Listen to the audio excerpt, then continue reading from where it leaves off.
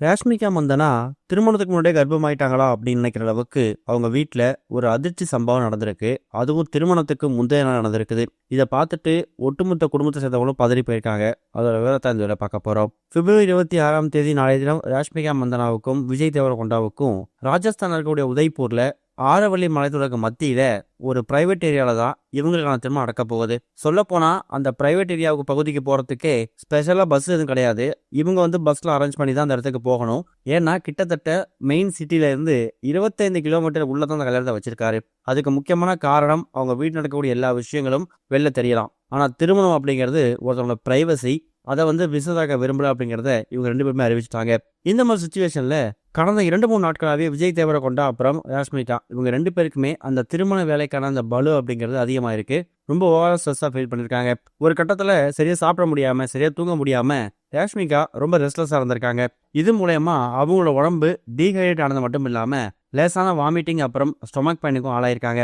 இந்த பார்த்துட்டு வீட்டில் இருக்கக்கூடிய எல்லாருமே குறிப்பா விஜய் தேவரகொண்டா இன்னொரு பக்கம் ராஷ்மிகா இவங்க 2 வீட்டை சேர்ந்தவங்களும் திருமணத்துக்கு முன்னாடியே ராஷ்மிகா வாமிட் பண்றாங்களா, அப்போ குட் நியூஸ் சொல்ல போறாங்களா அப்படிங்கிற மாதிரி கற்பனையா சில விஷயங்களை பேச ஆரம்பிச்சுட்டாங்க.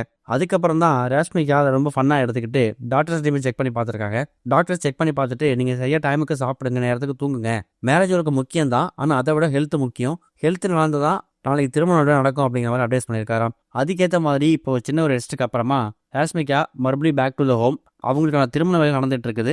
ஹல்தி ஃபங்க்ஷன் முடிச்சுட்டாங்களாம். மெஹந்தி அப்புறம் சங்கீத் இன்னைக்கு நடக்க போகுது.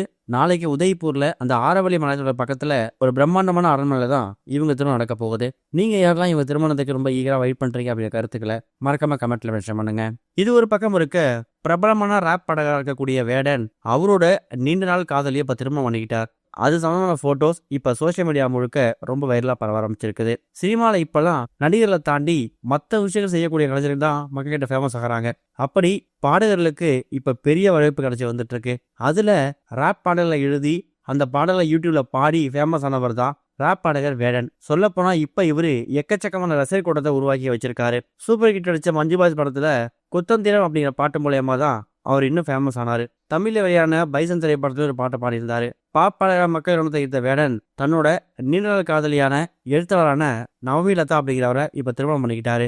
இந்த புதிய ஜோடிக்கு இப்ப எக்கச்சக்கமான வாழ்த்து தெரிவிச்சிருக்காங்க. சொல்ல போனா இவங்க 2 பேருமே ரொம்ப வருஷமா காதலிச்சு வர்றதாவும் இவங்க 2 பேரும் லைஃப்ல கூடிய சீர் செட்டில் ஆனதுக்கு பிறகுதான் திருமணம் அப்படிங்கிற பிளான் பண்ணிருக்காங்க. அதுக்கேற்ற மாதிரி அவங்க திருமணம் இப்போ ரொம்ப சத்தம் இல்லாம ரொம்ப எளிமையா நடந்திருக்கு.